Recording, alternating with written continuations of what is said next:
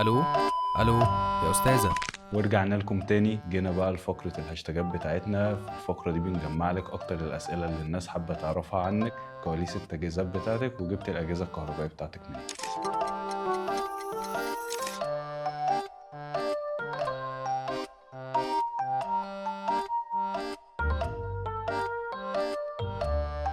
الو، مساء الخير. ممكن اعرف ايه عرض يوم الثلاث ده؟ يعني انا اقدر اطلب اي حاجه من على الويب سايت بالسعر ده؟ وطبعا الحاجات دي هتعوضوها في الشحن مجاني وكمان معاينه قبل الاستلام. طب انا ينفع اطلب دلوقتي؟ انا جبت حاجتي كلها من بره مصر، يعني معلش، يعني زي ما انت عارف انا ما بحبش الحاجات المنتشره في السوق هنا شويه، لان موضوع الكواليتي بيفرق معايا جدا، والبراندات اهم حاجه عندي. البراندات خصوصا بقى. بص، أنا معاك إن موضوع الكواليتي ده مهم جدا وهنتكلم عليه بعد كده، بس أنا بيبلغوني إن إحنا معانا مكالمة ولازم ناخدها لأن الشخص اتصل أكتر من مرة.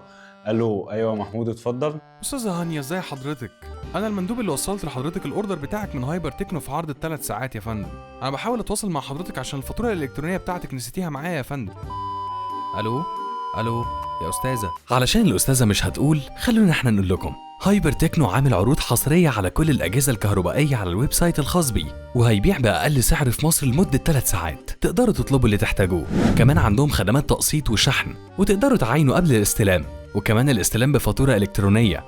استنونا يوم الثلاثاء لمدة 3 ساعات مع هايبر تكنو. هايبر تكنو، ثقة، تاريخ، لبيت كبير.